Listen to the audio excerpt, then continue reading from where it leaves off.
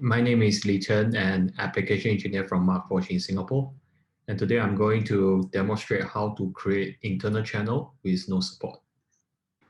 Here are the two parts, design with support and without support, the teardrop shape. Eiger demo. Upload your part into Eiger, set the right orientation. There's a no support function, but we don't have to set it here because Eiger will automatically define the teardrop shape as a 45 degree as a self-supporting structure. Click the print and let the machine run itself.